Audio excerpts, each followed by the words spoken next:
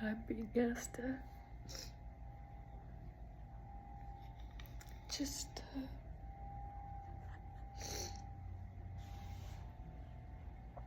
I have another angel. I have another member. Another ancestor.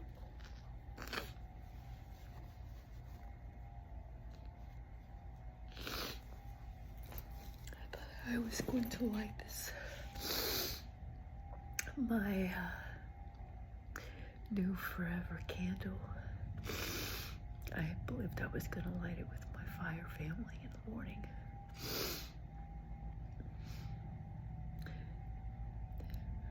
However, it feels quite appropriate to light it now for my mom, my adopted mom, the mom that I know now. Keep this pointed upwards. Keep the integrity of the... So...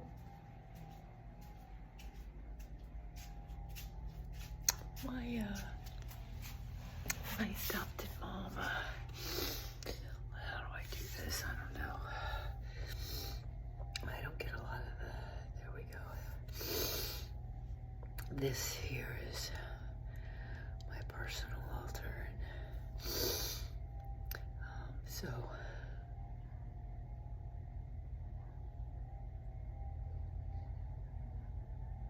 I knew there was a transition made, and I heard Mom.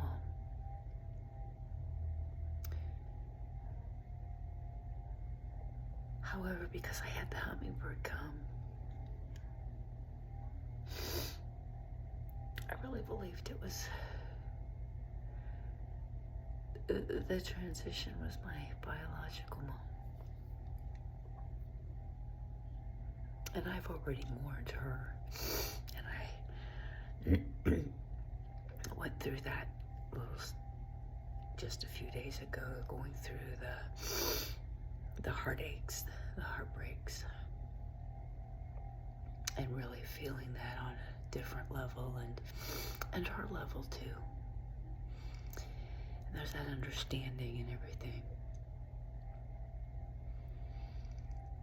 However, it turns out what I had felt. So I don't know my biological mom.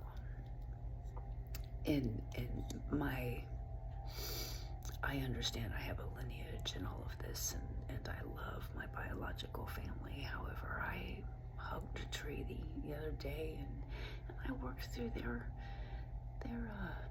stuff, and the hurt, the pain there, the heartbreak of them.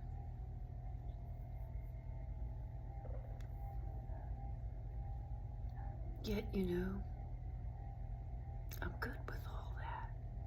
Because like I said, there was a little bit of pain. There was a little bit of sadness when I heard that my biological dad had made his transition. However, I was more of a yeah, he's free. He's free. And I could feel his presence. And I felt that with my biological mom and that hummingbird and all of that. Excuse me. So, this morning, I was this carefree, and this was the first time there at the West Wetlands with the ceremony and all that. There was these little dancing hummingbirds, and just kept coming around and neat. And I was just in that joy state, you know, so I'm like, wow, you know, I'm stirring up a lot of joy. Check out all these hummingbirds. And come back and have this beautiful healing moment with the neighbor. And I seen these messages popping up. I kept seeing Mom. Mom loved this. Mom loved that. Now, I was like, ooh, something's going on with Mom. But because Mom was loving them, I continued watching what I was watching, which was about the volcanoes and Camp Legree, and just kind of catching up on the latest Mother Earth news. Going, okay, when are you going to do this thing, right? So I finished watching the last one, and I go to start reading.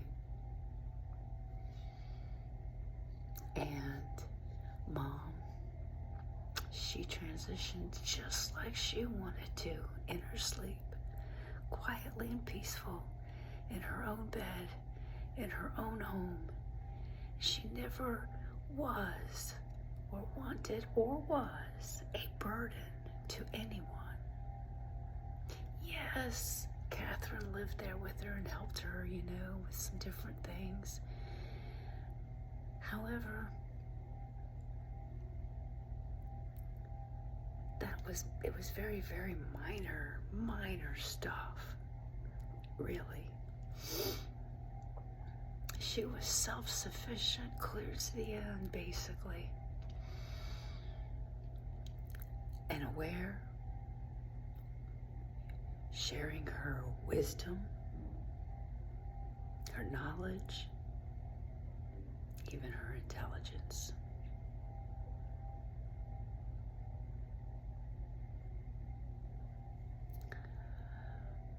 She had a halo around her like Jesus.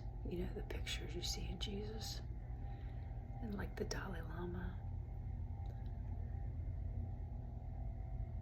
She let lighten and brighten a room just walking into it, or if you weren't light and bright walking in, wherever she was, you would be. She had a way of melting things.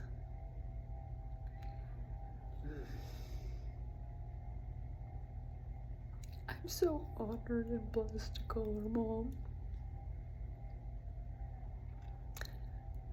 I'll never forget her just taking me in like one of her own.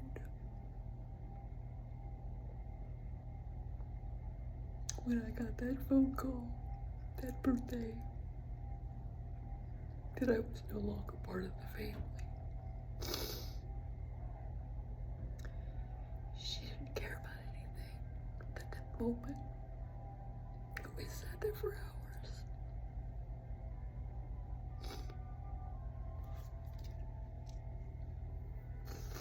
Some of my funnest times.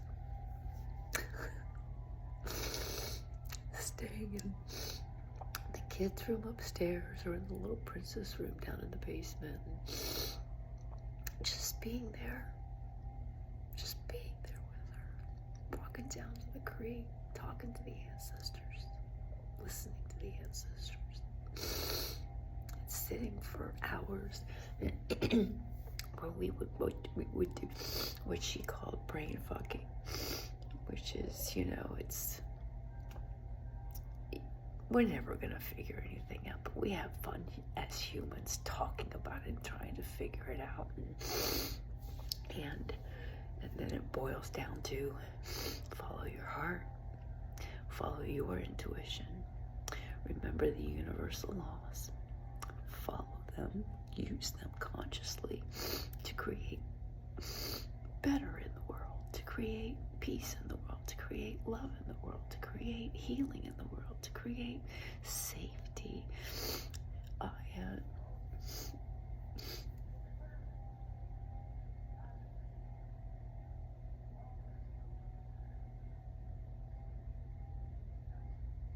was interesting. I heard her voice. It's time for your own amethyst. She'd given me 3 pieces of jewelry when she adopted me. The amethyst ring, which I wore religiously till one of the prongs started to break, and I'm like, oh, I'm not gonna take a chance and losing the stone. A hematite, really powerful, heavy hematite necklace, and I wore that for a while, and it's on my ceremony, the bit till it fell apart, and I grabbed all the hematite I could.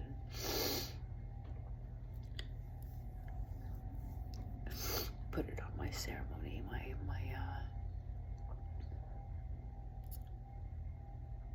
corset vest.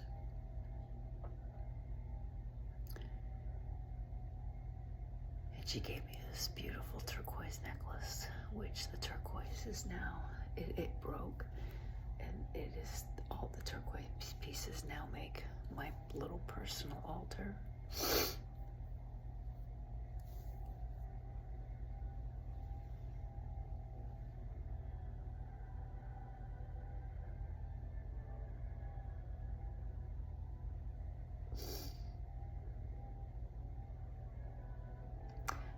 So, in honor,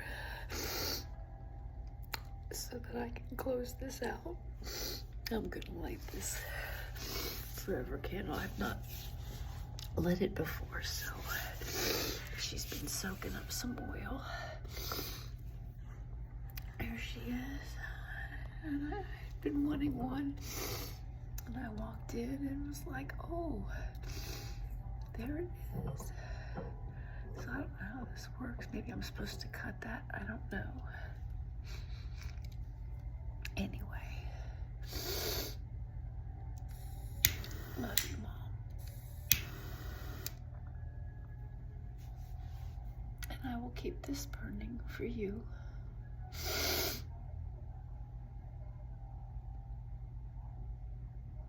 Till after your 2 ceremonies. I think they said one's on Friday and one's on Saturday. Hell, I know you're up there with Tom and Joy and, oh, what was your German Shepherd's name? And your sister. You're having a good laugh. Yeah, I remember the stories you're sharing with your sister and how close and bonded the 2 of you were, and Tom too. Yeah. So, in peace, dignity, freedom, love, and joy.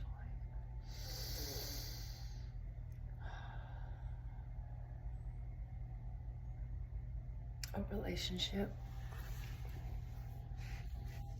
that, 1, I would have never dreamed of coming in,